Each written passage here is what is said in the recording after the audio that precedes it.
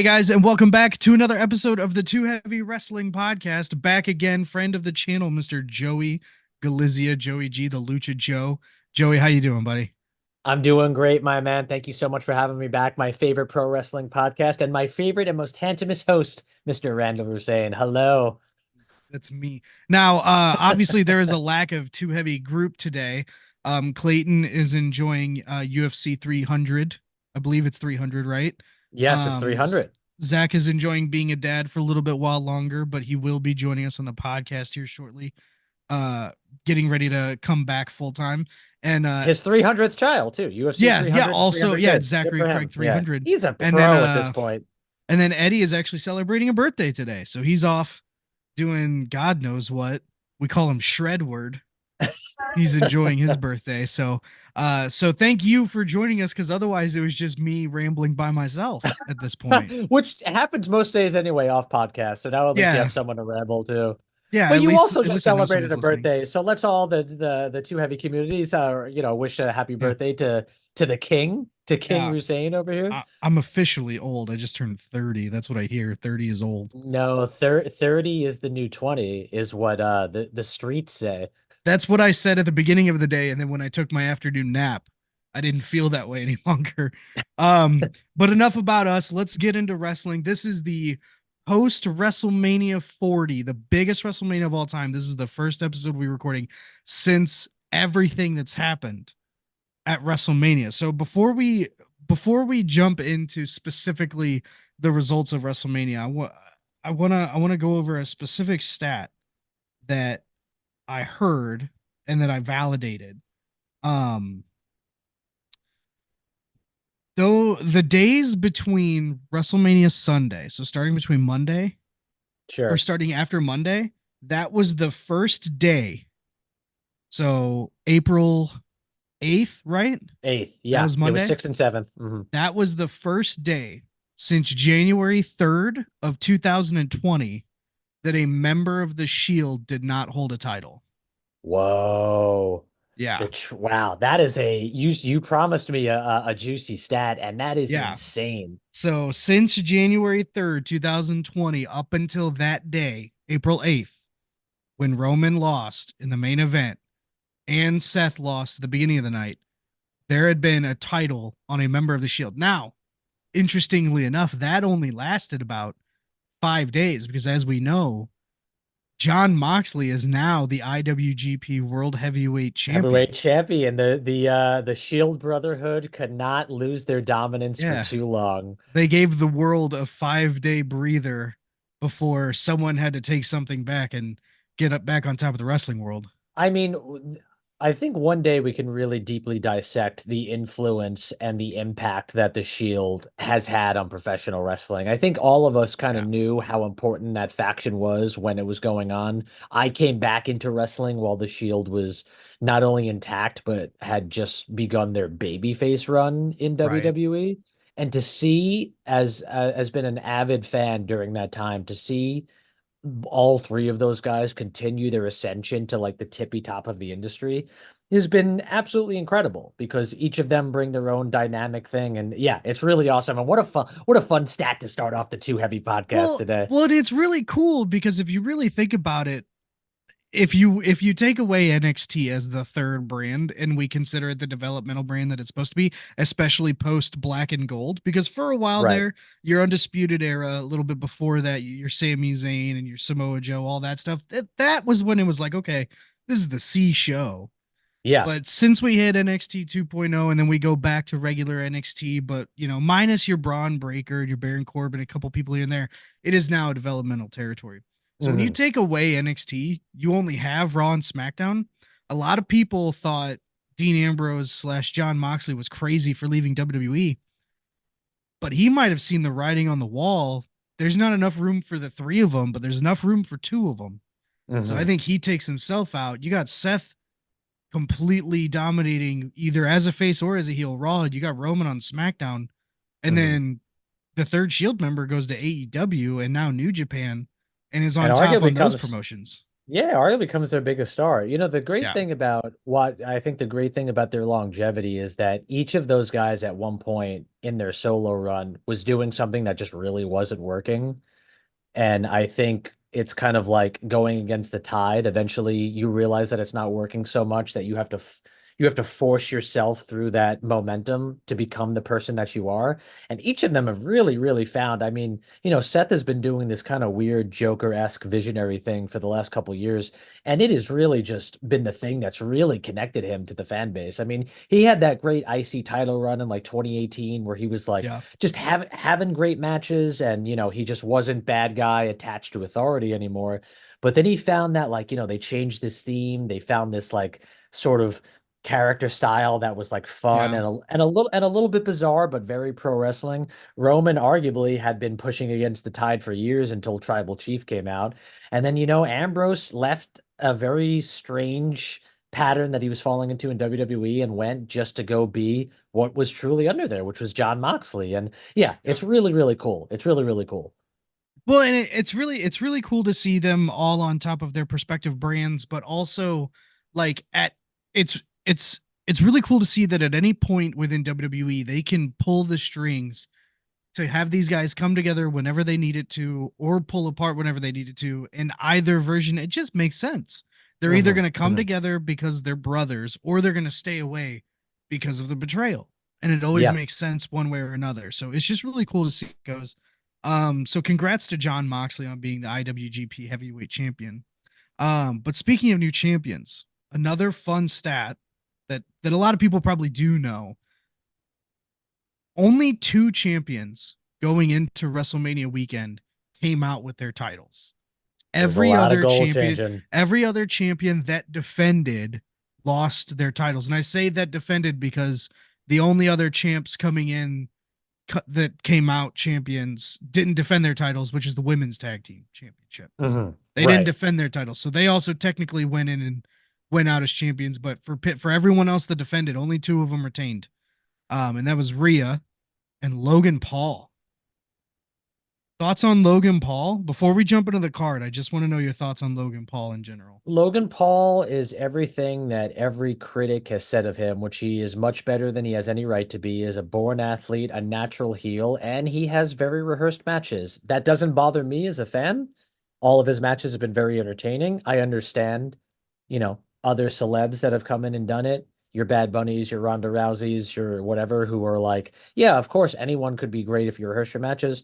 Understandable. I'm not going to criticize the guy for entertaining me. You know, Yeah, of course not. I was at WrestleMania 39 last year, and honestly, after him and Seth wrestled, I was like, good luck following that. And then Yeah. fortunately, you know, it was the technical beginning of the Triple H era, because everyone then went and followed that. Rhea, Charlotte, and then Usos, Sami Zayn, and KO. Yeah. So yeah, I have no issues with Logan Paul. I dislike the Paul brothers just as people. Um, Yeah, which seems I to be a yeah. very big unanimous decision. So, Yeah. I will say in Atlanta, the Atlanta crew watched that match. We all drank a Prime, and you know what? I've Prime's been too good. critical of I've been too critical of Prime. I've been Prime too is good. I've been too boomer about Prime. You know what? Yeah. Prime deserve a chance. Prime deserves a chance. Well, and Eddie, because we usually, whenever we're in person, we'll record at Eddie's place, and he always Sure. has Prime on hand. He's a big Prime guy. I sad to say I haven't personally bought a bottle for myself yet, but I have yet to have a flavor that I haven't enjoyed. So, I'm saying, um, having had one provided for me during that match, I don't yes, know if it was just the atmosphere of WrestleMania with the prime bottle surrounding the ring, but I drank it. I finished that thing easily. In fact, I went to grab another one, but I was like, you know what? Too much hydration yeah. would be terrible at this Well, point. and well, and not just the bottles around the ring, Joey, in the ring, on it. That On it, it's like, sacred ground, the sacred ground that is the middle of the WWE ring. Mhm. Prime bottle logo. Now, I was pleasantly surprised when I saw the first logo, the logo reveal when it was colored. In Right. my opinion, that was pretty distracting. Yeah. But the version that we got at WrestleMania, the black outline, to be honest, didn't hate it. Now, Didn't hate it. what I wasn't expecting was the turnbuckles. Yeah. That didn't Now bother we're me either, but like I was happy that I wasn't distracted by the prime bottle in the ring. Yeah, no, I thought it was, I mean, it brought a very real fight sense to it. I've been other than pro wrestling, I had covered MMA, UFC, Bellator for many years for the sites that I worked for. So it was very, seeing a advertisement like that to my mind was very useful of seeing, any type of professional fighting event where they had major sponsors. It didn't bother me. I remember when they first advertised it, I was like, okay, I mean, I don't really think that like in my mind, the business sense, it didn't make sense because, like, well, WWE doesn't need to have this prime sponsorship. Like, they're doing Right. just fine. And I understand its key spokesperson is one of your athletes. But yeah, it did not distract me. To make a long story short, it did not distract me at any point. And good for Logan Paul, good for WWE because obviously they're both big brand names and they're coming together. And I honestly, I think it speaks to the longevity of what that relationship actually is going to be because up until he won the United States Championship, a lot of people thought it was going to be just a couple appearances here and there, whatever. And at this point, like, I'm even going to throw, even though once a month he shows up via satellite instead of being on the show, but I'm going to give him full time status. Like, I'm gonna talk about him as a full time wrestler who is a champion in WWE. And As simple as that. even when he's not there, he's constantly being talked about by the other wrestlers and characters that are on the program. Looking at it like a Right. TV show, it's not like he is forgotten about at any point. He's constantly referenced. They held tournaments to determine who would face Logan Paul at several points for the US title. And SummerSlam this year is going to be in Cleveland, his hometown. Like it seems very apparent that a lot of that show is going to be built around him, let alone the major marquee title. So yeah, this guy's around, man. I mean, he's doing his thing and he is, delivering every single time. So continue to do that. You continue to build your relationships. We saw at Mania, I forget the other streamer's name, but a very popular streamer showed up in his match. Like that's crossover that Yeah. has massive, massive play for younger fans. Yeah, I think it was like Speed or something like that. I Show He Speed, that's what it I was. show Yeah, I Speed. Show Yeah, he Speed. he barks like a dog apparently. That's his thing. Mhm. I don't know I if he's look, yeah. I'd never heard of him, but maybe I'm old. I don't know. I'm sort of into the streaming world and I had still not heard of him, but I have since because he's been popping up in all of my feeds now. I Show Speed he had a match where the created version of himself and Randy Orton, and let's just say he got his revenge. Yeah. Let's just say Oh, he got his revenge. well good. Mhm. Well, let's run through this WrestleMania card. Let's Okay. give some thoughts and recap this. So, uh we'll spend more time on title matches if it was a non-title match or if it was just kind of goofy and fun. We'll kind of Mhm. give a result but go by. But kicked off the entirety of the weekend, Rhea Ripley versus Becky Lynch for the Women's World Championship. Mhm. What did you think of this match? Well, I thought it was excellent. You have two pros going in there having a great pro wrestling match. It felt very predetermined because Becky had just been saying in interviews nonstop, I would like to open a Mania. I think there's constantly been that thing. So many legends have said this, and I'm sure you could back me up on this, but so many legends, especially like a Chris Jericho, have said if you're not going on last, you want to go on first. It's Yeah. like that vibe of the crowd. Yeah. But I love this. I thought this was great. I thought it was both work from great women. What about you? What did you think? So I thought this was a really good match from Rhea's side. Not that I thought Becky did bad by any means, but I feel like I didn't get a WrestleMania version of Becky Lynch. I feel like Mhm. I got a Monday Night Raw version of Becky Lynch, which Sure. the Monday Night Raw version of Becky Lynch is still better than a lot of Mhm. rosters, right? Don't get Yeah. me wrong, but Mhm. it feels like Rhea brought it, and it feels like she had to bring a little extra on Becky's behalf. Now, that is what I thought at the time. And I didn't really think anything of it because Becky Lynch has already had so many WrestleManias. She's gonna have a couple more. Everyone's gonna have not a great one, right? Right. We learn afterwards she was running a fever and was 102. was running a fever, was ill. When I heard that, I went, you know what? That makes sense Hmm. because Hmm. again, she did not do bad, but you could tell throughout the match there was just a couple moments where it was like, I think Becky isn't at 100% here for what Well, was going on. Rhea had even mentioned, and I don't know if it had any correlation with Becky's illness, but Rhea mentioned in interviews later having like severe anxiety and panic Yeah, attacks prior to this match. And it might have been because she knows like she's not going in there with an equal. She's going in there with someone who's working at like yeah, 50, 60%. right. She's gonna have Um, to carry a little bit. Well, and and despite all that, I think the vibe of opening what is now known as the biggest WrestleMania of all time, and I think people just generally being excited for the match. Last time I was on the show, I had said that when I attended the WrestleMania 40 press conference in Vegas, that the biggest reaction of the night was Rhea Ripley, and I stand by that because Mommy's really on top. I think she is probably the most popular female wrestler I will say in the world, if not certainly in America, amongst the Yeah, American promotions. for sure. And I thought I agree with you. She really delivered and is deserving. And I look forward to seeing who they eventually pick to dethrone her because right now she's got momentum. There's no reason to take it Yeah. off her. Well, not And only is there no reason to take it off of him, but just based off of how this match went with Becky, I don't necessarily even trust anyone to take it off. yeah, There's not really any one single individual right now I'm looking at that I'm like, you can take over and not devalue this title. Now I don't mean that like offensively, right? There's obvious choices, right? Bianca is in that status of superstar that you put a title on her, it just makes sense.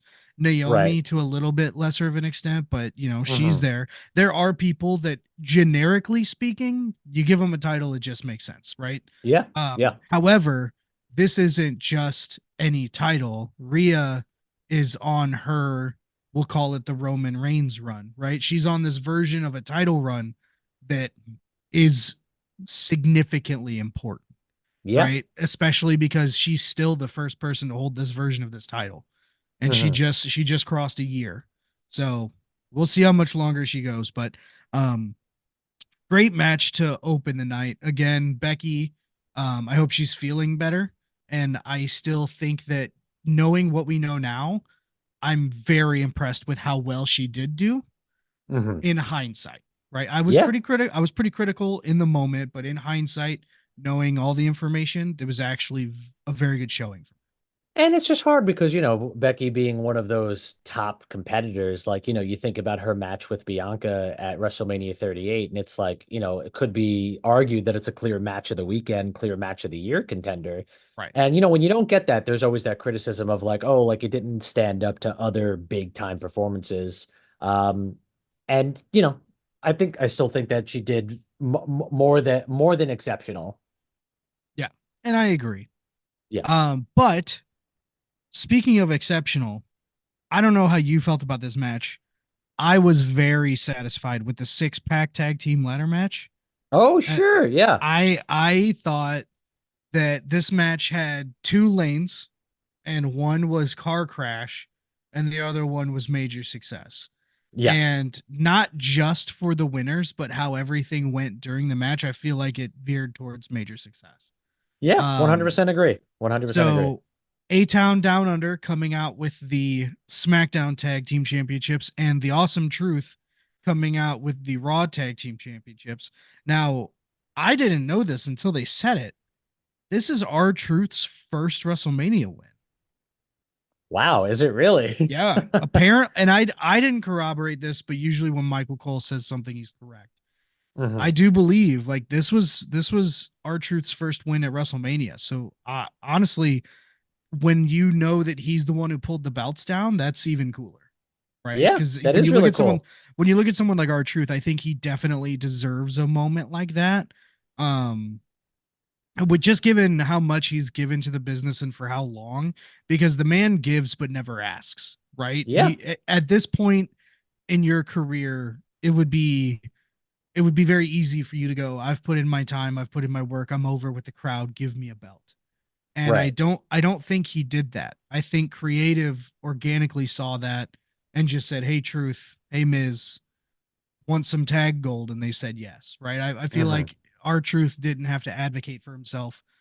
They finally recognized that he deserves something, and at least before he's done, he now has his WrestleMania moment, and I think that's Yes, it's really cool for WrestleMania him. moment. And you know what? It was a nice payoff to a story that they were spending a good amount of time on TV telling, and you could tell because the fans really reacted to it when it happened. So I thought it was fun. In terms of the match, I totally agree. I thought this was like a mixture of both a car crash, but also a very safe version of the types of ladder matches they have done before. Yeah. You had some insane spots in this match. You had Ciampa delivering like this incredible back suplex from the top of a ladder. You had guys, I can't remember one spot, but the crashing through the ladder that was insane. But also, like, this hasn't been the craziest that we've seen. I will forever have etched into my mind that Money in the Bank match where I think Andrade does like a sunset flip power bomb on Finn Balor, and Finn Balor Yeah. not only hits the ladder but like bounces up like a couple times Yeah. I like know it's a exactly Looney what you're Tunes talking about. episode.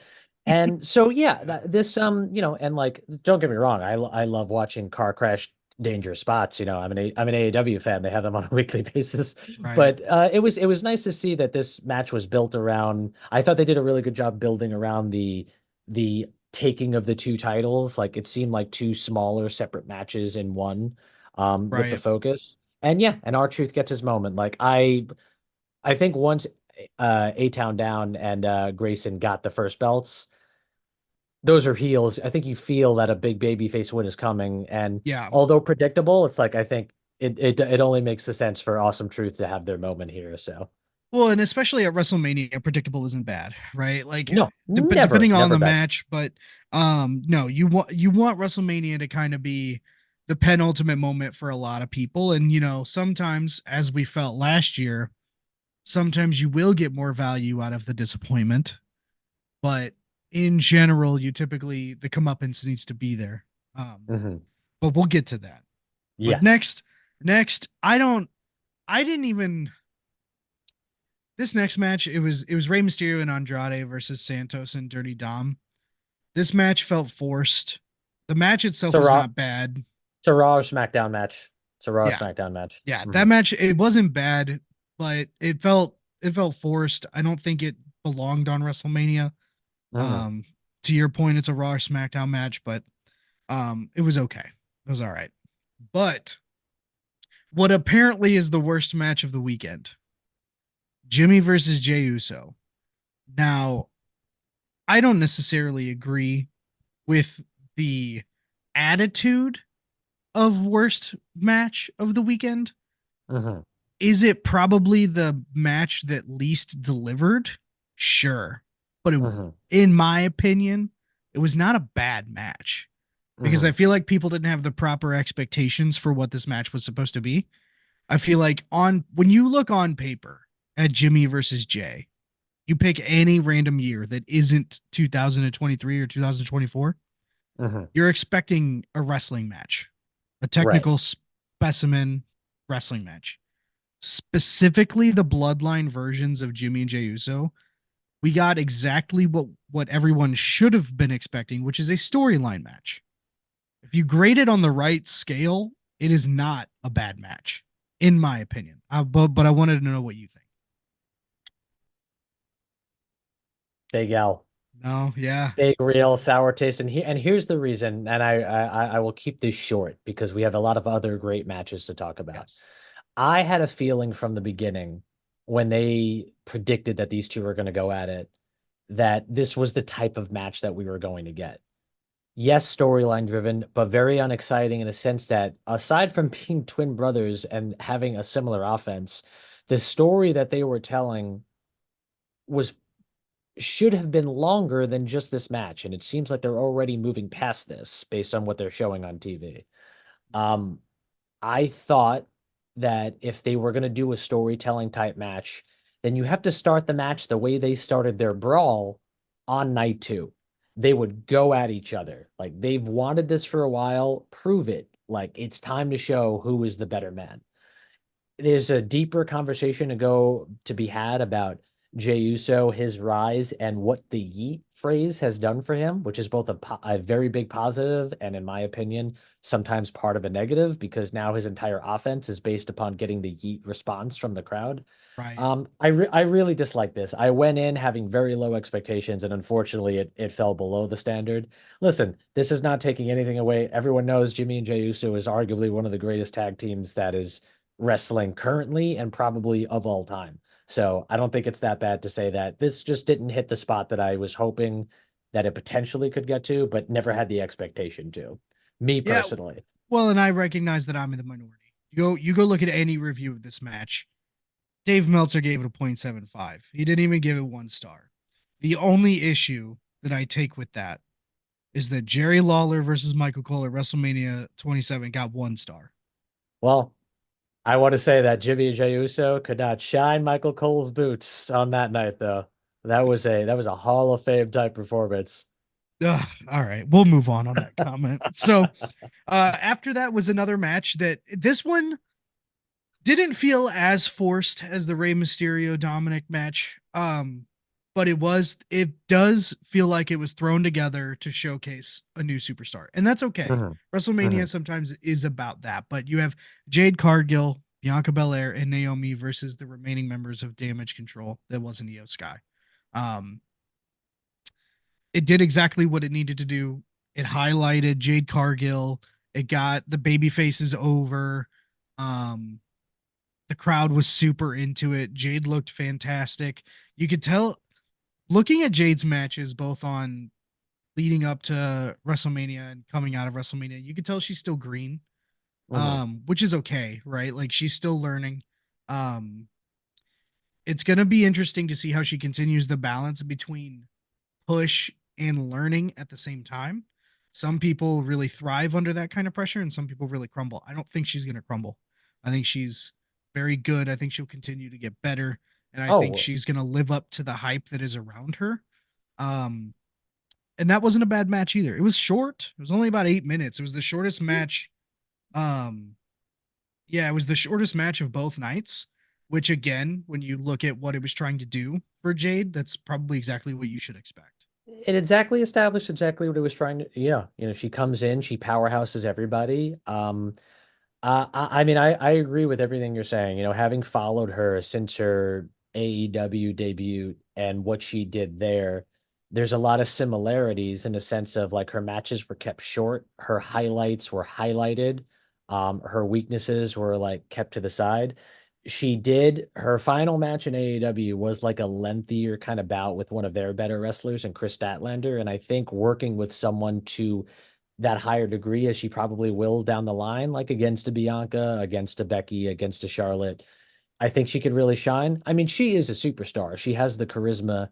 She has the gift of gab. She's confident on the mic. It doesn't sound like anything she's saying is scripted. She's got her personality. She is her. And the more time she gets in the rings and the more reps she gets, the more comfortable she'll get. This was fine. It felt like another TV wrestling match, but I was okay with this being here. It was kept short. It gives Bianca and Jade and Naomi a chance to shine on a WrestleMania card. So yeah, I have no problem with this. Yeah, I do. I agree. It did what it needed to do for everyone involved. The only question I have for you about Jade Cargill in general is, do you agree with not going the NXT route Yes, I do. based Only off star because power alone, or based off star power alone and based on physicality and look. My issue right now with NXT, where we were talking about the from the yellow and black era back to developmental, is that jump is so vast, and a lot of those talents that are trying to find their footing and trying to make it to the main roster, there's that clear divide of they got it or they really need to keep working on it. There's a reason Tiffany Stratton is already kind of making strides on the main roster. There's a reason that Braun Baker people knew from since 2002 that like this is going to be a guy that'll do just fine. He just needs to get his reps in. right?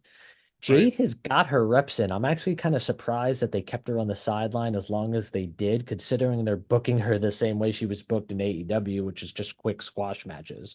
But Jade is a powerhouse. I mean, technically, I think she's got a larger physicality than some of the men, but most Oh yeah, definitely will stand probably toe to toe, if not taller than Rhea Ripley, your current women's world champion, bigger than Charlotte. So, yeah, I mean, I expect Bianca and Jade to probably be the next women's tag team champions, so she could sort of continue to build upon that star power. But I don't think it was wrong for them to not put her on NXT. I mean, she's already there. They made a very big deal about her signing. They promoted the hell out of ESPN being the one who announced it. Like they cared very much to let you know that they got a big one. right. Which is good. I because I do agree. I don't think she should have gone the NXT route.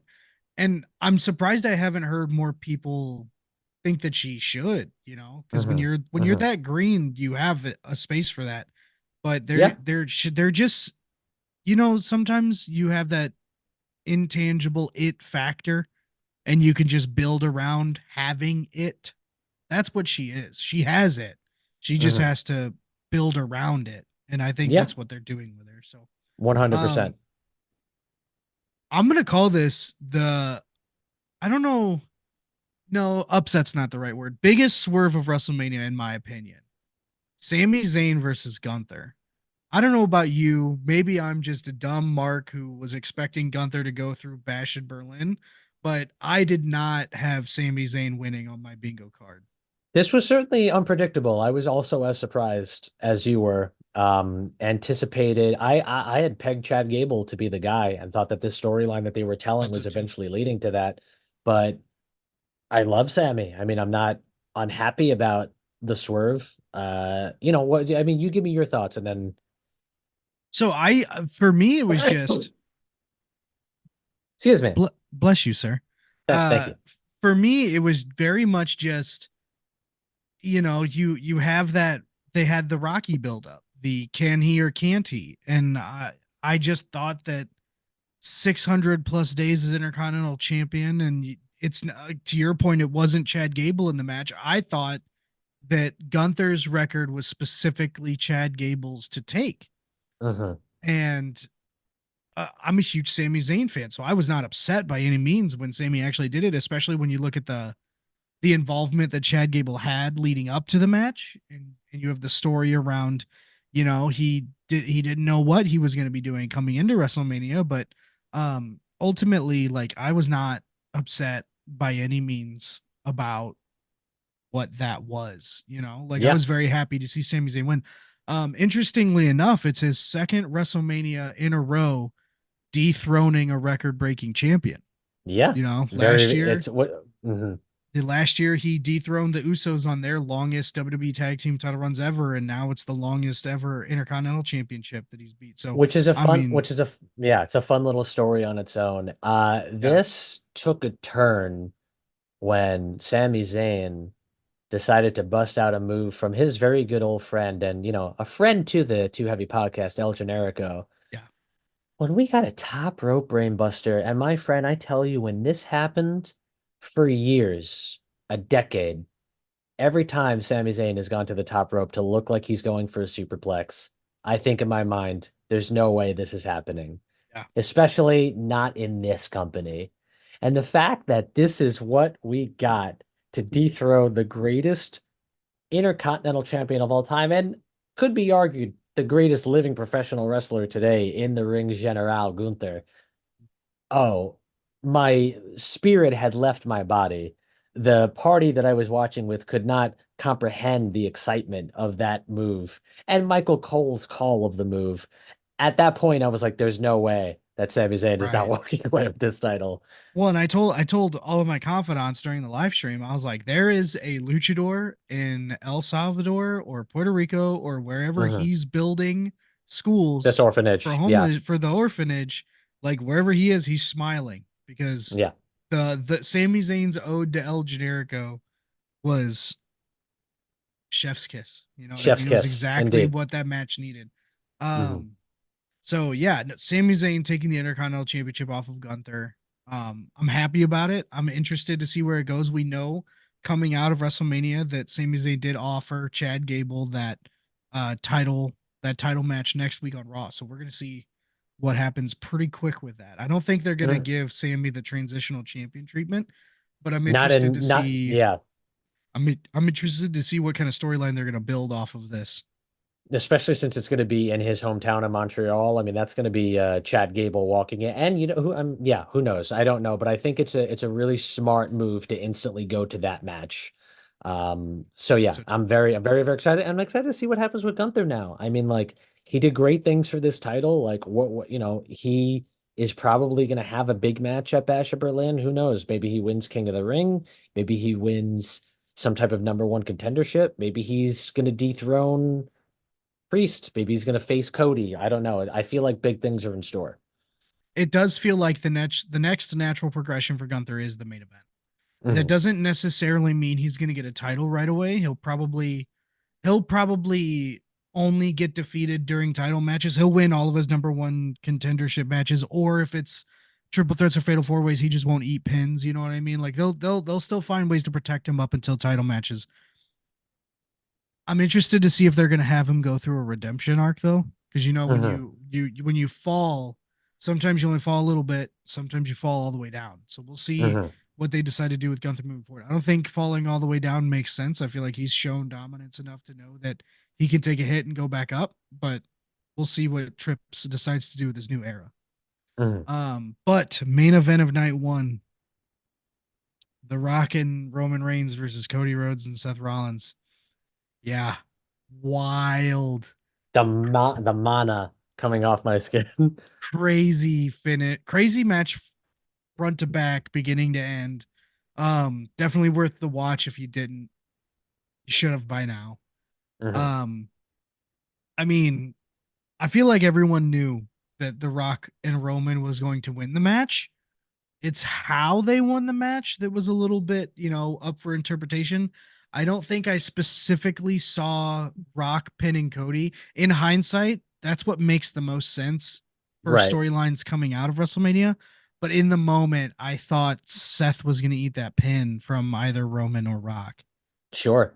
This is going to be a little bit of selfish wrestling fan in me saying this because I thought the storytelling in this match was, as good as like a Martin Scorsese movie, like truly exceptional, over the top, and it made me forget about the faults in the actual match itself. And there's not to say that there's faults in that match, but I think in my mind, I had a very specific idea of how this was going to go. I thought this was going to be very car crashy. I thought it was going to be a lot of brawling around the arena, which it did get to about like 10, 15 minutes in. And I'm like, man, this is really where the match should have started.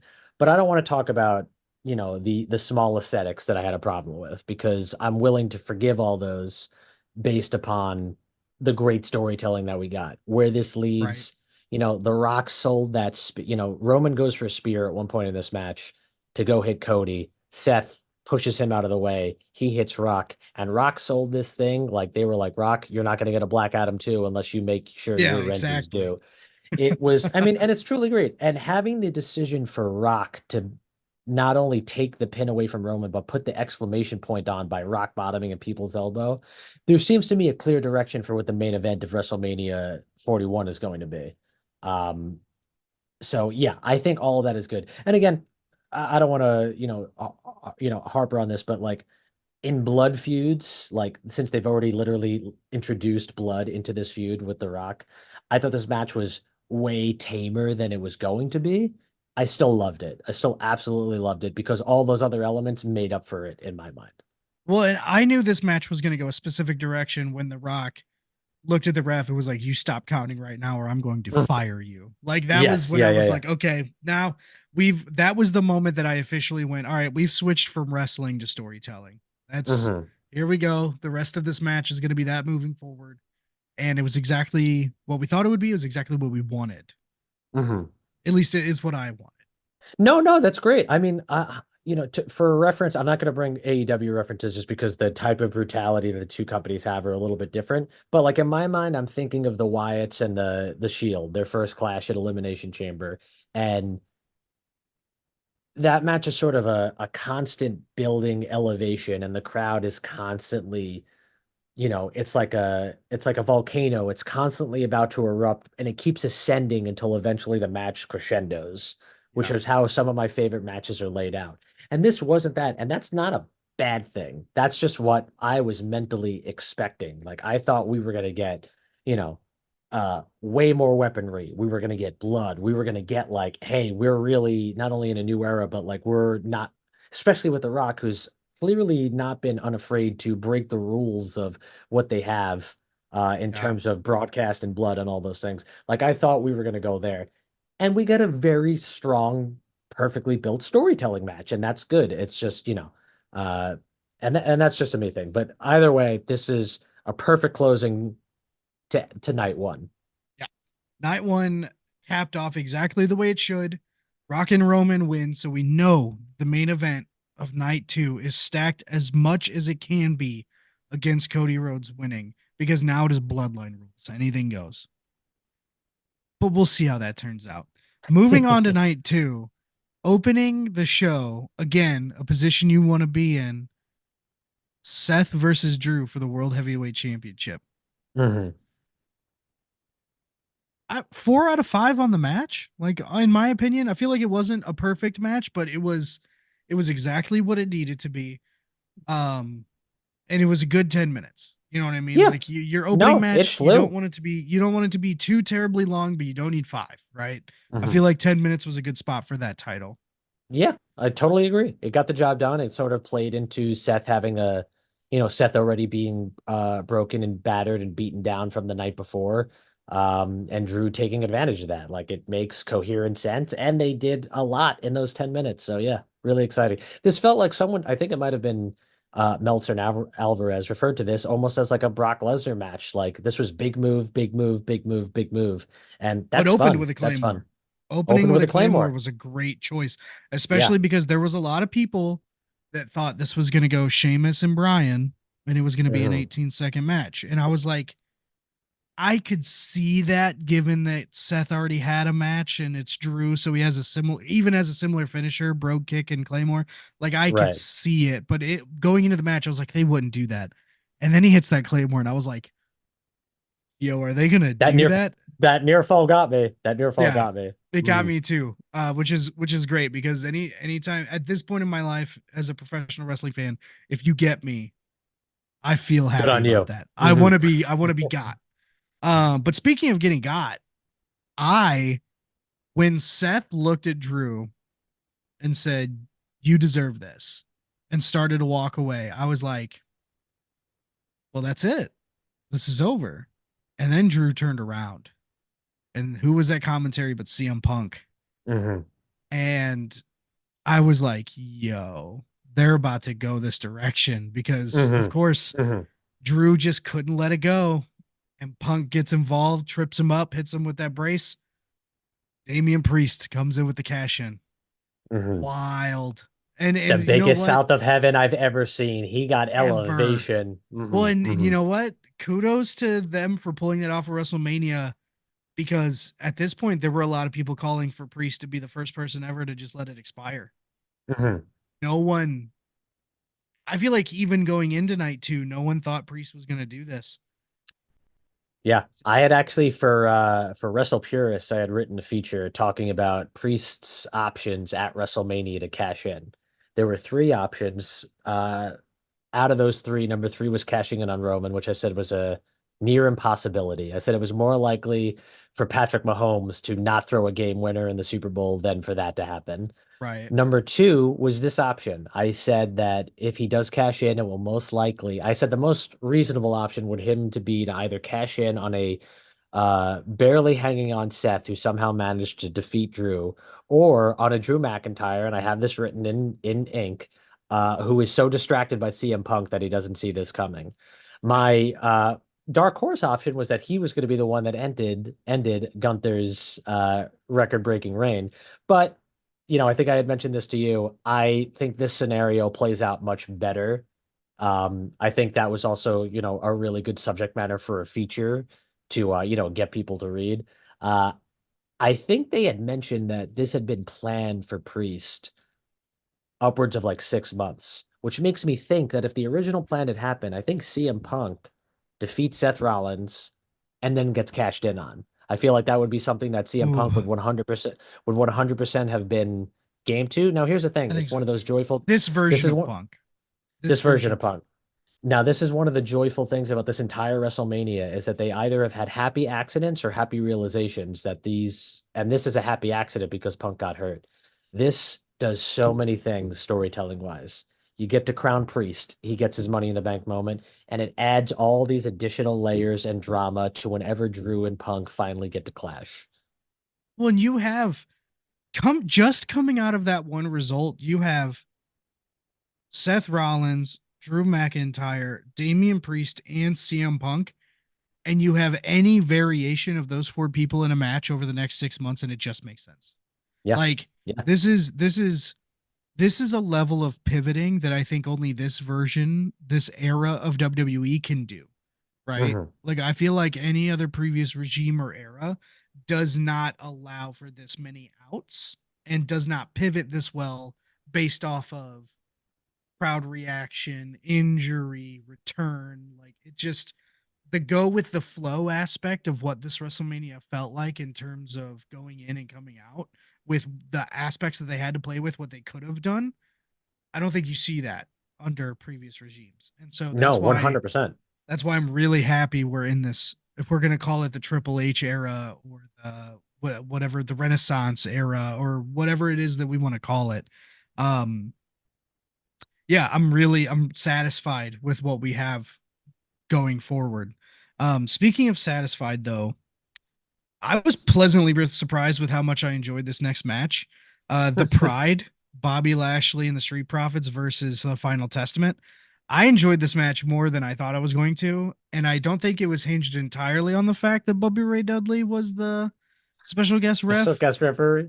but that definitely helped. I don't know, what were your expectations going into this match? Zero, zero. I have an affinity for Karrion Cross because when I first started doing my on-site coverage, I had started at Impact, now TNA again, when Killer Cross was like their biggest star. And when I went there, I remember thinking, this guy has got to get off.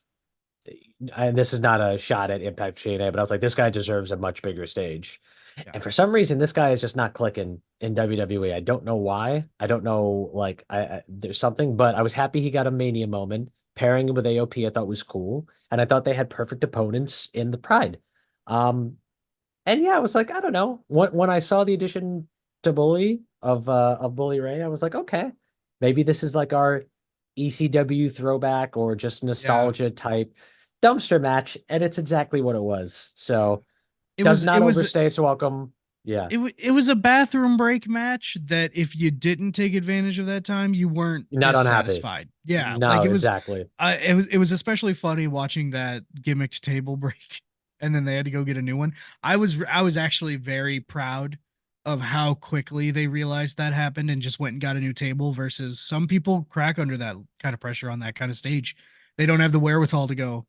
We have the spot. The fans want it. Go get the next table and move I on like also I quickly. you could see Angelo Dawkins going like, no, no, I'm not gonna be remembered for this just not working. We're doing this spot. Yeah. Montez is hitting this move. Yeah, no, this was a lot of fun. Is really all I had to say. It's a lot of fun. Yeah. It did exactly what it should have, which was bridge the gap between the beginning of the show and the end of the show. Hmm. But the next match, I feel like a lot of people anticipated it, and I feel like it was exactly the match that it should have been. I AJ Styles versus LA Knight. I'm most satisfied with the fact that LA Knight won, Hmm. and the story leading up to the match was okay. The home invasion, the blood feud, like all of that stuff, that's cool. It felt like a what's the best way to it feels like a SummerSlam match versus a Okay. WrestleMania match. Does that make Okay, sense? yeah. Like No, it I does. feel like that match does deserve a big stage, but I don't feel like that stage is WrestleMania. I feel Yeah, like no, that makes sense. both of these men could have been doing something better, is I guess what I Hmm. should say.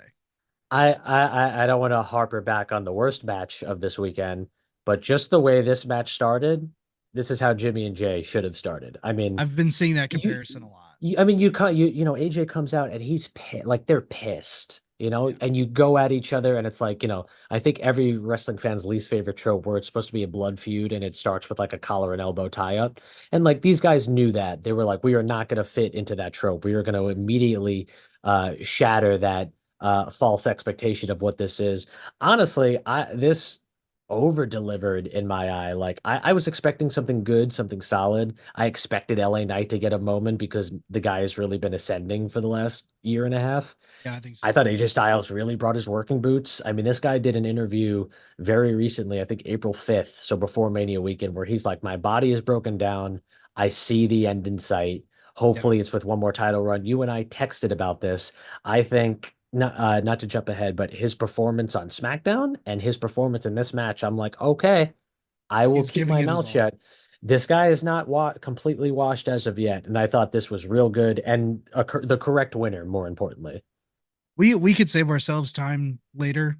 that finish on SmackDown, the triple threat with AJ Styles, where he hits that Styles Clash Hmm. on to Kevin Owens, I believe it was. Yeah. That was a fantastic finish, especially because when Innovative. you look, the bounce perfectly rolled over into the pin that it usually would. Like, as everyone involved absolutely crushed it. Just Dude, that that ending was amazing. the Styles Clash in a weird way has this RKO kind of it could come out of nowhere feeling, and it's funny because it's such a bizarre maneuver to get into because it looks like it takes such a long setup, but he has done so many variations of catching people. Um, in WWE, he does a curb stomp reversal on Seth into a Styles Clash. Yeah. It against Ricochet and against, I believe, Ibushi in New Japan, he catches a Phoenix Splash and does like the thing. Like it really is incredible. I mean, the guy for a while was called the best wrestler in the world, and he's reminding you why. Yeah. And I mean, dude, you give him it, he's may not be as good as he once was, but he's as good as he's ever been, right? Yeah, Like that's yeah, that's mhm, exactly the trope that he's fitting into right now is you give him he will still be able to give you just enough to show why he was champion as many times as he was and yeah, amongst all these other promotions. yeah. So, but speaking of champions, Logan Paul, United States champion, decides he's gonna walk out of Full-time Paul. WrestleMania. Yeah, full-time Paul decides he's gonna walk out of WrestleMania as champ, one of only two people to do so, defeating Kevin Owens and Randy Orton. Impressive win and two impressive people to beat at WrestleMania. Very much so. And I tell you what, I don't think I was anticipating. I think I had picked Paul to win. I don't think I was anticipating KO taking the pin here. I thought it I would have didn't been either. I thought it Randy. was been Randy because he can afford it more. But it also makes sense because you didn't pin Randy, you get the big Randy Orton singles matchup later down the line. So this was a lot of fun.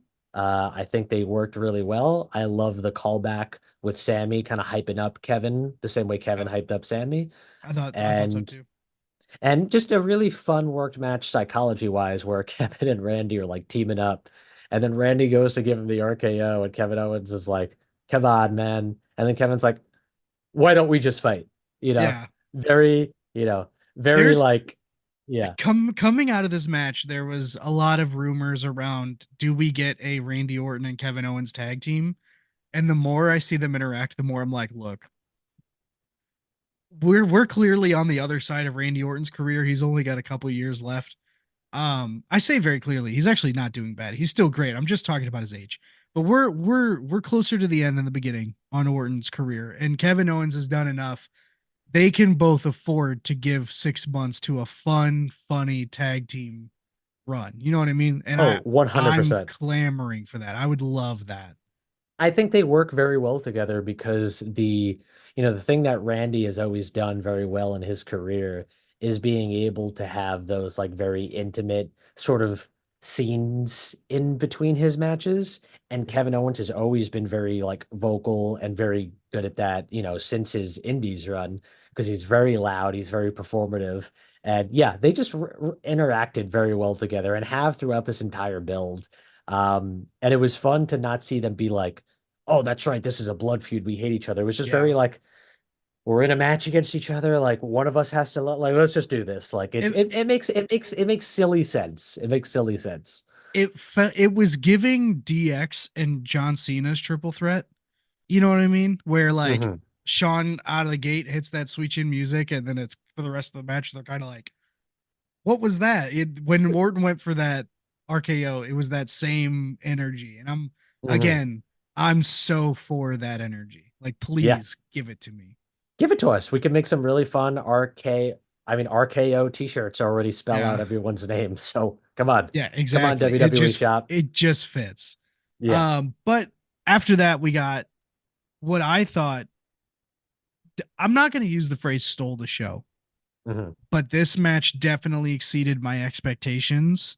Bailey versus Io, and my expectations were pretty high. Both of these competitors very good in their own right, and their styles I feel like on like puzzle pieces perfectly fit together. I feel like that match did exactly what it should for both of them, especially from an emotional standpoint. And Hmm. I think we're getting a full blown Bailey face run now Yeah. coming out of this I match. I was anticipating old Bailey theme music I Old was hugger. too. It's okay that we didn't get it. This to me was my favorite Bailey match, probably since her match with Sasha at Takeover Brooklyn. And this reminded, I don't know if you watched EO's work in Stardom or in Lucha Underground.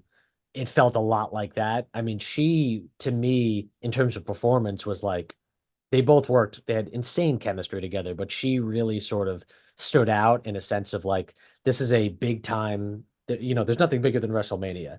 And she now has shown that I can give you a vastly more intense type of performance in the biggest stage of all. So I thought this clicked on all cylinders and was vastly impressed with the amount of drama they got into like the last few minutes of the Oh, match. I know. Well, in this Because I, this version, this version of EO that we got specifically in this match, and not to say she wasn't doing it before, but I think it was enhanced.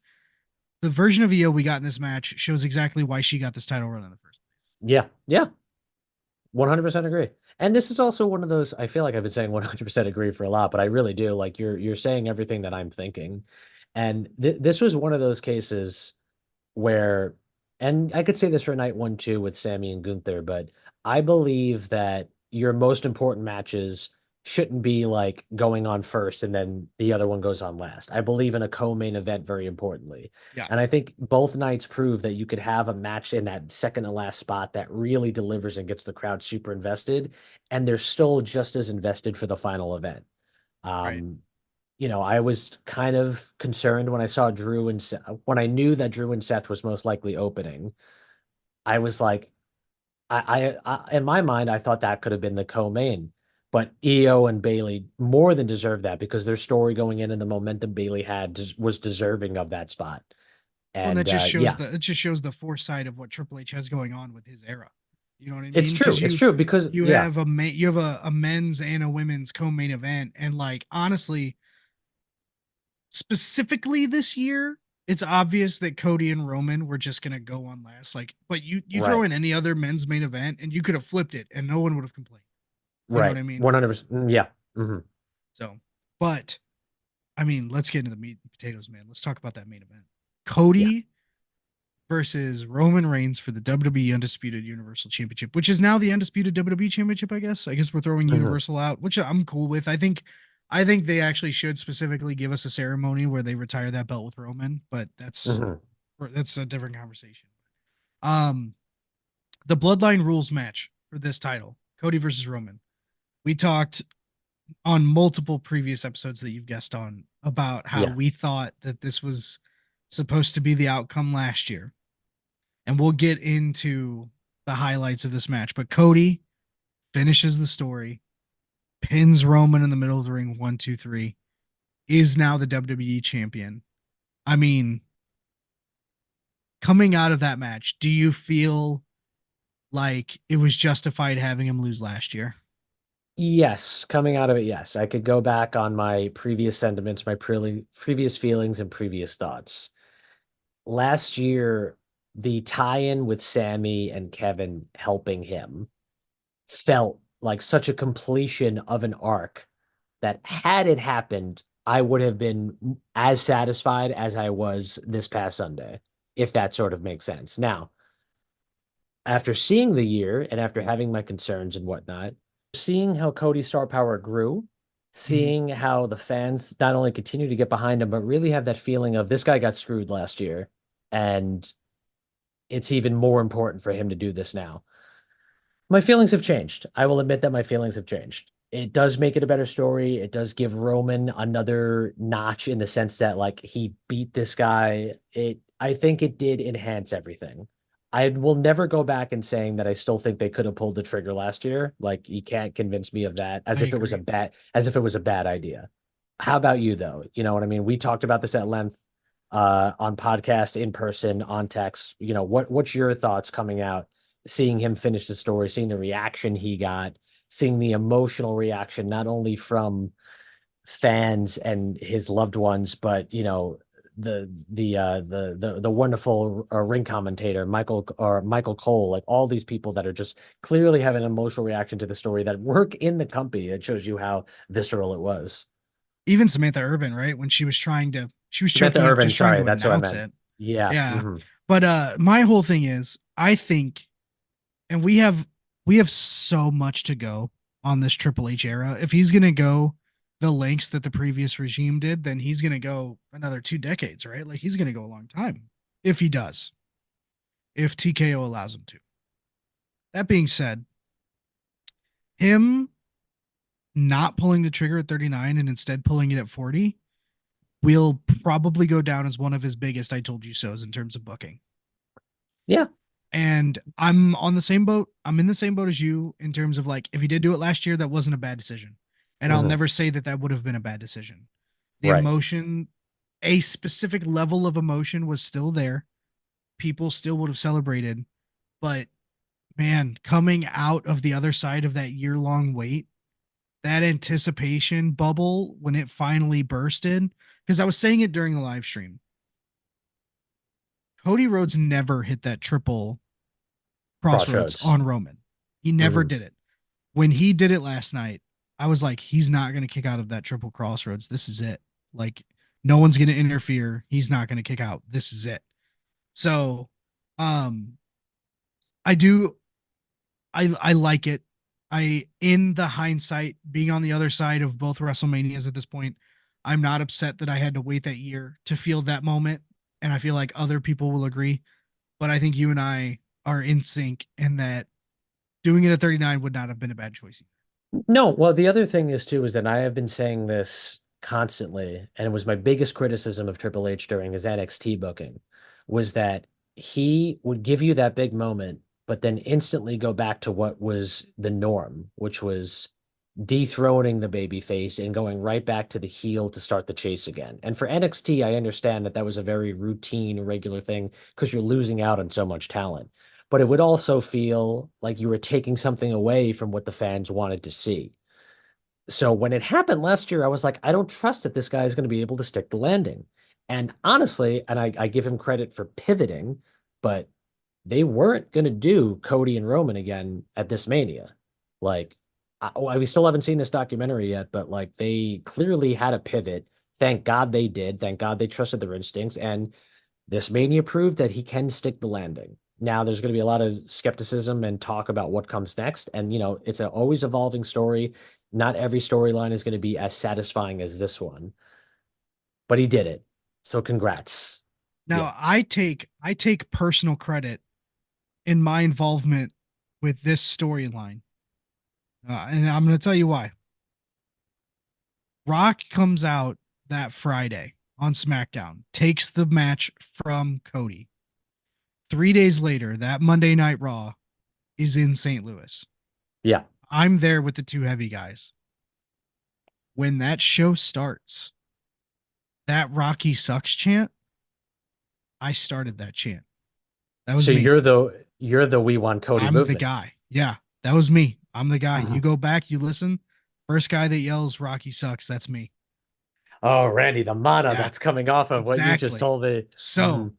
just know you're honestly what I'm trying to say is you're welcome. Yeah. I did that. I Cody, please Randy did that not just for you, but for Liberty, for Brandy, for Dusty. for the Okay. fans, right? I did He it for could have all of been them. he could have been just a regular shill that night and said, "Oh yeah, Rocky, Rocky," but No, no. He said, "You're the man, Cody." I knew we had a mission going into that night. Seeing the results, I think mission accomplished. Mhm. But I mean, we can't talk about that match without at least thank you. I appreciate that. Yeah. We can't talk about that match without at least mentioning the river of people that got involved, right? So Yes. Yes. Jimmy gets countered by Jay right away. They're Solo two their 10-second brawl better than everything they did on night one. better than their Like, night one match apparently. That's yeah. that's the Mhm. general consensus. Mhm. Solo gets taken out by none other than John Cena. Mhm. Wild start. That's when we get the Rock. And you know what? The look on John Cena's face makes sense why he's in Hollywood because until he Thrice in made that lifetime, buddy. exactly Thrice in a lifetime. until he makes that face, people are like, "Oh, The Rock, John Cena, that's kind of," and then you're like, "Oh, wait, that's 10 WrestleManias ago or however long, 12 or 13 WrestleManias ago at this point, right?" Here's the other thing that I called. And if you go back and watch the clip on the live stream, someone else in the room said Stone Cold is next. I said, what if I posit you the situation that the Undertaker is next? Hmm. And they said that doesn't make sense. And I said, how does that not make sense? Let me explain something to you. This is not a Rock match. This is a Roman match. Hmm. Roman is the 2 in 23 or 24 and 2 or whatever the record ended up being that year. But Roman is the only other person to beat the Undertaker at WrestleMania. So if anyone has stakes in this match, it's going to be the Undertaker. 3 or 4 minutes later, boom, that gong hits, the lights go out, and I feel so smart in that moment. Granted, I would have loved for Stone Cold to have been in that spot, and apparently that was the original plan, so I guess I got Hmm. lucky. Hmm. But to everyone saying the Undertaker doesn't make sense, you're wrong. Sorry. I don't know what to tell you. I think it makes just as much sense as if it was Austin. I think Austin probably would have hit Ooh, that nostalgia, like dude, that glass in under. shatter. I mean, it would have vibrated just in a completely different way. But like, I don't really necessarily think that. I mean, Taker hits that same vibe, that same old school thing. There could be better arguments made as the one that you did about why Taker should do it. You know, I don't want to argue that that was like a different Roman Reigns and that that was a different thing, but that makes more sense to me than Yeah. whatever what Austin would have done. And regardless, got the moment done. Got the moment done. Got Rock out of there. It left it to just Cody, Roman, and the more important part of all those. I think I Uh, skipped one. I skipped one right before the Undertaker. The Shields music hits. mhm. And dude, let me tell you, I was at the Royal Rumble in 22. Was Right. that was that when Roman and When Seth Seth, Roman and when Seth, and Seth did Seth it? trolls Roman with the Yeah. Shield music. Yeah. It's wild that feeling, Here's right? here's what's fun. Here's what's funny. That music hits. Now, me, a wrestling journalist, I've interviewed a lot of great talents in this business. I know a lot of the insider knowledge. I'm great at my aggregation, knowing full well John Moxley is signed to AEW till 2027. That music hits, and I go, is fucking John Moxley going to be at this show? Like everyone, you see everyone the concourse, everyone is like, did they work something You out? pull it off. And now it took hours later to understand what they were really setting up here. And I don't know if I sent it to you because you said that you're not on Twitter, but there's a great, excuse me, X. There's a great X account called Mitch Gifts who gifts some of WWE's most magnificent storytelling moments. Is a big fan of Sami Zayn and Kevin Owens' chronological their runs in WWE since they signed in 2014. But they talked about the importance of this Seth run-in and how it relates to the entire arc of Roman Reigns. I know exactly what Seth you come mean. yeah, so Seth comes in, he's hobbling. He is in pain. The cameramen, barely catch this guy. He comes in, as soon as he comes in, Roman nails him with a Superman punch. Seth had a chair. Instantly, I see so many people, and it's one of the things that disgusts me is that people looking for an excuse to slam on either company. They see that and they're like, oh, Seth just got like punked. Like, what a dumb thing. They make him look so dumb. This is part of the architect's plan. He brings in a chair, and what is he wearing but the old Shield uniform? Taker takes out Rock. You have Cody and Roman left, and there's that chair that Seth brought in, and he has the chair, and all he has to do hit Cody Rhodes, and we the one still resist. But That's what it. does he do? He sees Seth turned in that suit, and there are two major traumas, and you probably know this, what they are. There are two major traumas to the Roman Reigns character. Seth disbanding the Shield and the reaction Roman got to winning the Rumble in Philadelphia Yeah. 2015, The Rock having to raise his hand and nothing but a chorus of boos in what was supposed to be his crowning moment. Yeah. Two things that have led to this character. He is now in Philadelphia, and there's Seth Rollins. You can't paint a better picture. I mean, this is truly magnificent, some type of like Shakespearean Yeah. levels of. The amount of stars that line up to make that moment happen, and it's so quick, right? But you see that moment that Roman makes that decision, and there's a lot of people that like there's a lot of people that when that happens, it's like, oh, okay, the match is about to go on. You don't realize that's quite literally that just decided the end of the match. Yeah. Yeah. When he decides to go after Seth for his own personal vindictiveness versus Mhm. going for Cody to keep his eye on the prize, that's when you knew this match was going to be over. Yeah. Yeah. It's one of the same things that I said. I think the last time I was on Too Heavy was Roman's facial expressions have gotten so exceptional that if this guy does decide to make a run in Hollywood, I think he will find great success.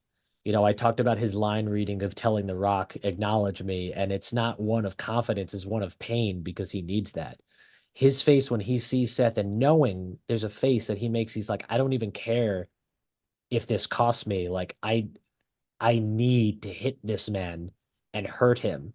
There's a really good callback in these Mitch gifs where if you remember the fantastic Royal Rumble 2023 when Sammy hits him in the back with the chair, there's that resemblance of how Seth hit him, and it's right above the shoulder blades, and he falls the same way, and it's that betrayal of someone who I thought I could count on has betrayed me. And like it's this really, really, really great, I mean, this is HBO levels worth of character building that we're doing here, and it's going to make whatever comes next for Roman Reigns great because what comes next is he tries for a spear. Cody Rhodes hits a kick. He lands, as you mentioned before, the three crossroads that he was never able to land. And one, Yeah. two, three, finish the story. And yeah, we have a new WWE undisputed champion. No more Universal, undisputed. Which, like, you know what? I'm okay if they drop Universal again. I said it earlier. If they want to retire that and give it to Roman and let that name soar off into the sunset, I'm okay with that. But Uh-huh. um, Here's my question to you. A couple of yeah, thoughts I would like to hear your What do you think of Brandy showing being in Cody's entrance? What do you think of this weird mask that Cody wears?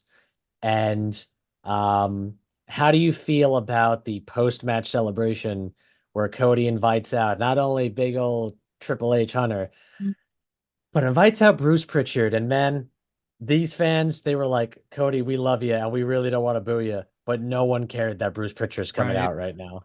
I okay. So I'll address these in order. So first off, I love that Brandy was involved Yeah. because she was. I don't want to say she was lacking in this storyline, but like at least in this moment for this night, especially knowing that we're about to crown a new champion, she deserved her involvement, right? Hmm. Um, she was obviously her own character in AEW. Yeah. And I think WWE was smart to not do that. I don't think that Hmm. she doesn't do a bad job, right? If they want to have her be a character in WWE, they can. And now it's established, they could even do that moving forward. But like, I like that she was involved in this entrance, and I think it's going to be limited to that. I think that's perfect. This mask, I could leave it. I don't really need it. Um, it would be like if Roman came out in a mask or in these giant, larger than life version of the necklace that he's been wearing. Excuse me for Hmm. not knowing the proper term.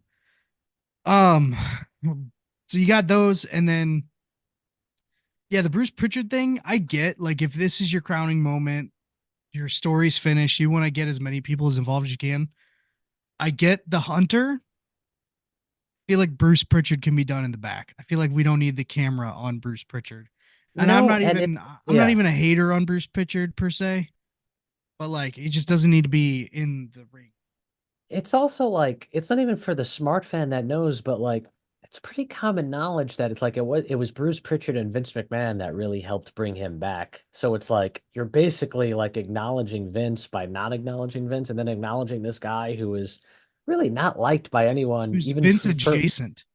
who's Vincent Jason, even people that are like you who are like, he doesn't keep me up at night, but like this is definitely a guy that's like, I don't think has had a clear original thought in his head that didn't, stream out of the drool that is Vince McMahon's, word vomit. So it was a moment where I was like, this is the greatest Mania ending of all time. And yes, we're acknowledging the new leadership of this great era. And then there's Bruce Pritchard. Yeah, like So it's and then there's the mm, guy from the last 30 years. yeah. We're not moving forward at all. But no, I mean, overall, Joey, was this the best WrestleMania of all time? There's an argument. I still don't think, I think gun to my head, if I said, is this a top three Mania? Yes. Is this the greatest WrestleMania of all time? Arguments could be made. I will say right now, no. Right now, I will say no. But this is still being a very fresh Mania in my mind. You That's ask what I me was gonna again say. yeah, you ask me again in 5 years. Is this a better Mania ending than 17? Yes. Yes, it For is. sure. Yeah, I have a very biased opinion that in my mind, WrestleMania 31 is the greatest WrestleMania of all time. But we could talk about that on another show when there's more time. Yeah, In sense of an up and down full WrestleMania experience. It's also one of the last WrestleManias that's just one night and not 7 hours. So it it's goes true. part of my argument. But yeah, you definitely have a right to say that this is one of them. Yeah, Um, I think top three, top five for sure. mhm. I need to be a few years removed to see how fondly I remember it. You Yes. know, part of what is the greatest WrestleMania is how often you want to remember it, how often you want to talk about it, reference it. I do think this WrestleMania will have a lot of implications for years to come. Mhm. I do think that. So, Oh yeah. um, And if we're talking about WrestleMania, yes. Now, is this the greatest WrestleMania main event of all time? Oh, buddy, that's like a real instant slot up into number one. yeah, I Or agree. top three again. So it's one of those things. Mhm. But I know just a real quick to say because I don't think we really got to talk necessarily about the match very much other than the run-ins. But Roman and Cody work very, very well together. I mean, this is a great match before we even start getting the shenanigans of a Bloodline Rules match. So Yeah, I hope that we get to see these guys wrestle each other again. I think so too. We could get maybe not next year. I think next year's going to get Rock Roman, but I think the year after that, when we're removed Mhm. from that, I think we could see Cody Roman 3, the rubber match, and we'll see what happens from there. And you know what? I hope that when we see this match, we'll still be doing the show and you'll still be coming on. We'll be able to talk about it at that point too. But at this point, Joey, I think we've rambled on long enough. I want to thank you for joining me on the WrestleMania recap episode of the Two Heavy Wrestling podcast. It has been an absolute pleasure. Go ahead and plug whatever it is that you need to plug. Talk about whatever you need to talk about. Give them your socials, whatever it is that you got. Just always to remember, if you want to follow me, it's at the Lucha Joe on all of your social media channels, specifically Twitter. You can see all of my wrestling related coverage at thewrestlingheadlines.com. Same thing at on social media as well as Instagram. And keep an eye out. Your boy Joey G is doing more in the wrestling than just in the wrestling world. He's funding his next movie that's coming out that begins in pre-production this September. So if you want to find out about that again, follow those socials, but more importantly, follow the Too Heavy podcast because this is the greatest pro wrestling podcast that is in existence today in a world filled with too many podcasts. Go to number one, go to the best, go to your tribal chief, and then it's Randy and the boys are Too Heavy. So Randy, Right. thanks again for having me, buddy. Yeah, absolutely. Thank you, Joey, for joining us. Thank you guys for watching. Let us know in the comments what you thought about WrestleMania 40, and we will see you soon. Thanks, guys.